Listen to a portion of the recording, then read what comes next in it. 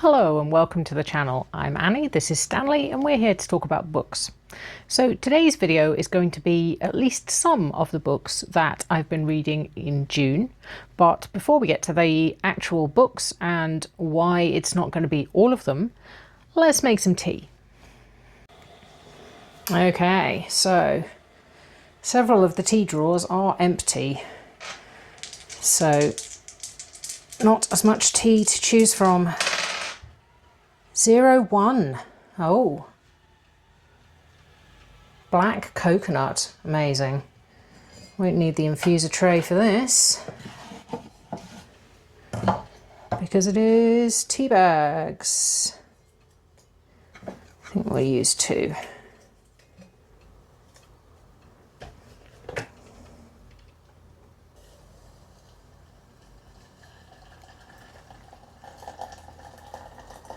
Oh, yeah, should have seen that coming. And the other one's going to go as well, or is it not? Is it going to go? No, it's staying out. Okay.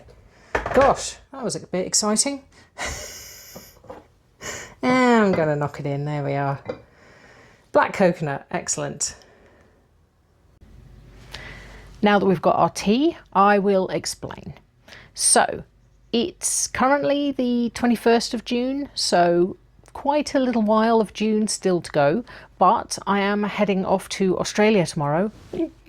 Wild excitement. And the books that I have assigned for the rest of the month and the start of July are all either Read It or Yeet It books, which is a series of videos I do where I pick well, I don't pick. Spinner Wheel picks 3 of my least appealing books, and then I give them 50 pages to hook me before I decide whether to carry on or not.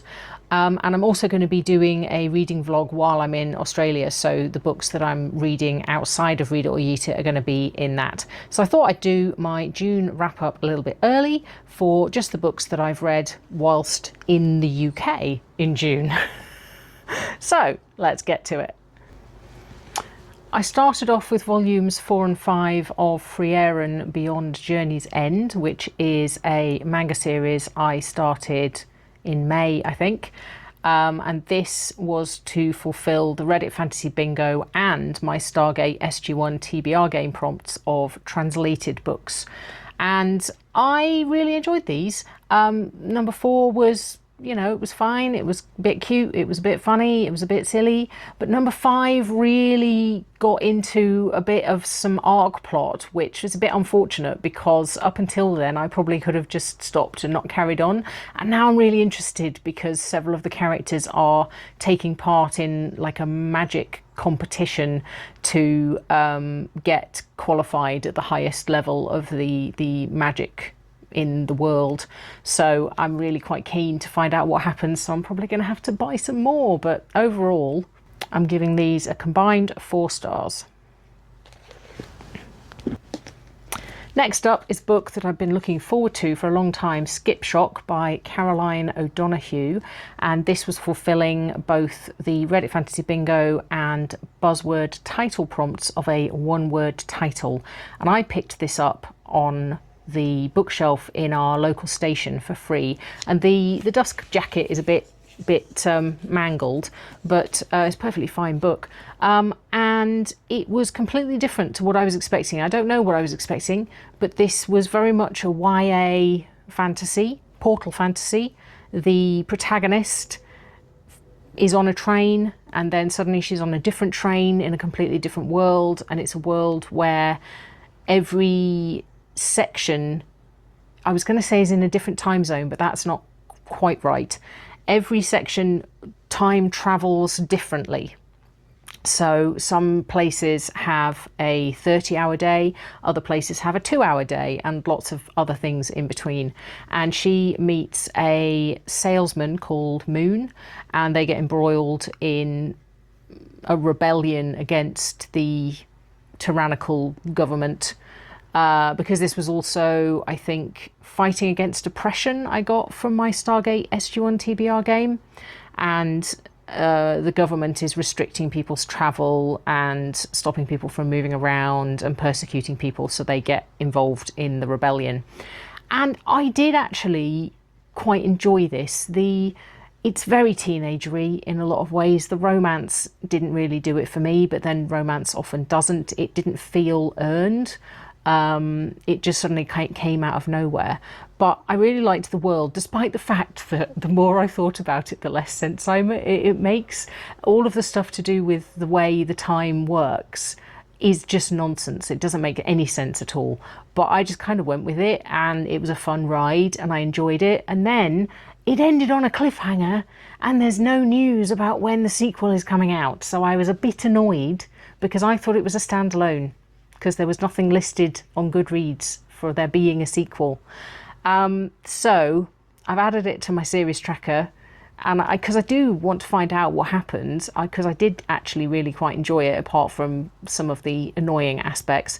But yeah, always annoyed when I'm unexpectedly handed a cliffhanger ending. I'm still giving it 4 stars.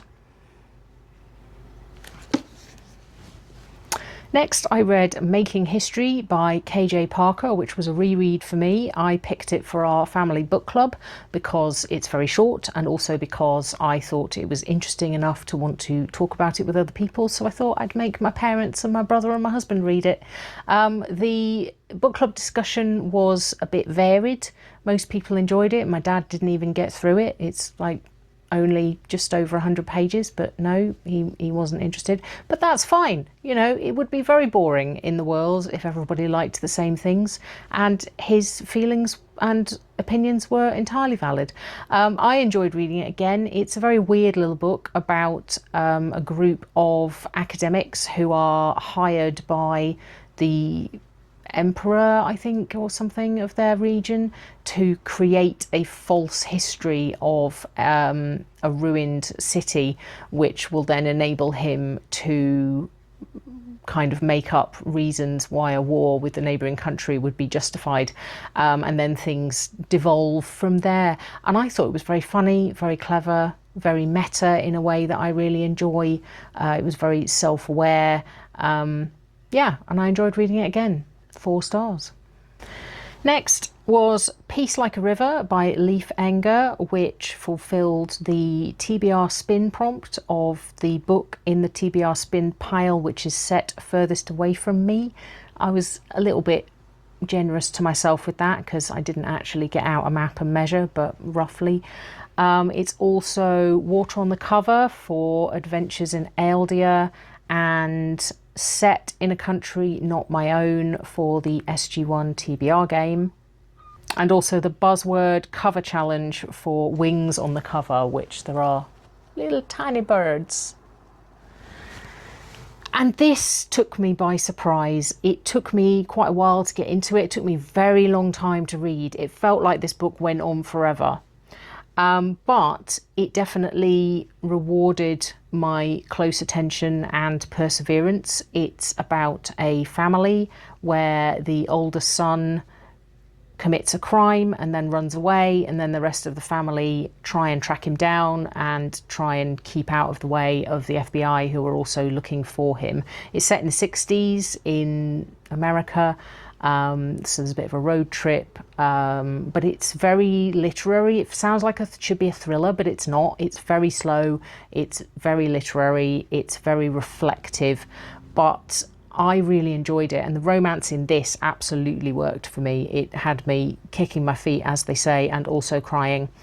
And I really enjoyed this overall. I think the problem with it wasn't the book, it was the situation, because I had an unexpected hospital stay towards the start of June, and this was the book I was reading while I was in A&E and waiting for surgery, and the 2 days after the surgery, and this was not the right book for that situation because of its nature, and it did require close attention, and my attention was not really there, and I could have done with something a bit more fun, a bit more pacey. But I did actually really enjoy this, and I'm very glad I read it, even though I wasn't entirely convinced by the ending.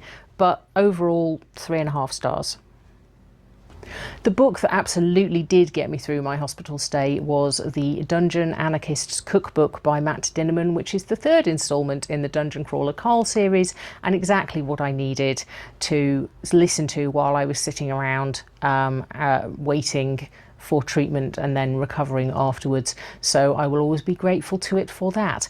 I would say it's my least favourite of the series so far. There's potentially a bit diminishing returns, but I still really enjoyed it, and there's still a lot of layers to it and things that are being set up for later in the series, deepening of the relationships and the character development.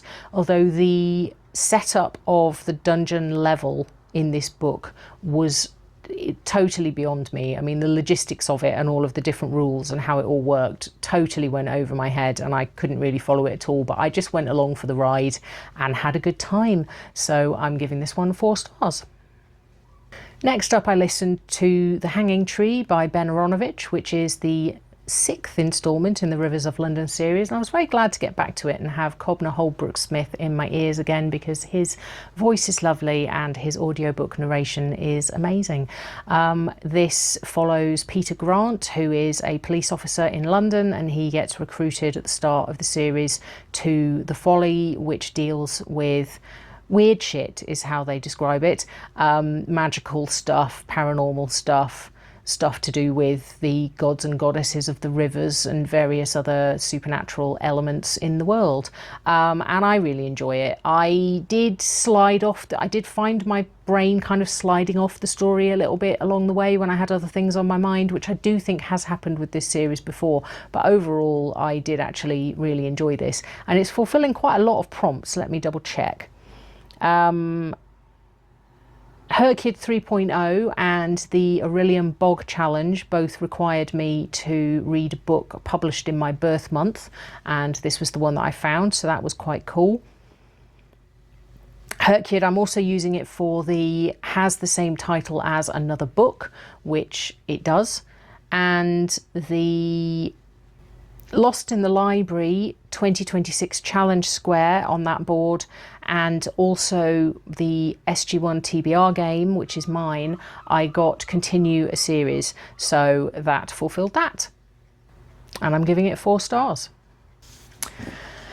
And then, because I'd finished all of the things on my actual TBR that I didn't want to save for the Australia trip, and I still had quite a few days left before setting off, I picked up The Heaven and Earth Grocery Store by James McBride, which is fulfilling the 6-word title for Hercule 3.0 and also the Second Chances Square, because I actually bought this for Hercule 2.0 for books with Earth in the title, and then ended up reading something else instead. So this has come round again, and I'm really glad.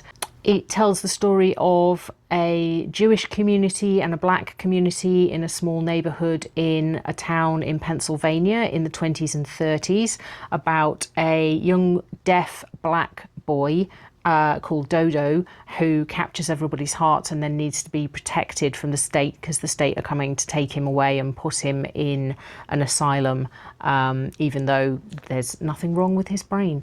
And it's all about the communities and how they interact and how they come together to look after this little boy. And this one, a bit like Peace Like a River, was a bit slow. It did take me a while to get into it, but definitely rewarded close attention. It took me a while to get through it, but again, I'm glad I did. 4 stars. And that's it for now. That's my lot for the first 3 weeks of June.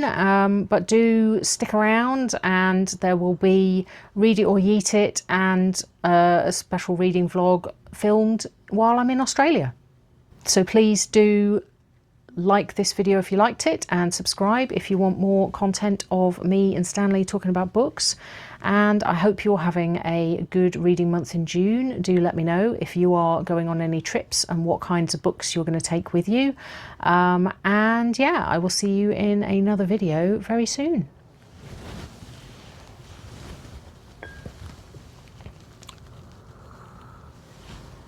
Bye for now.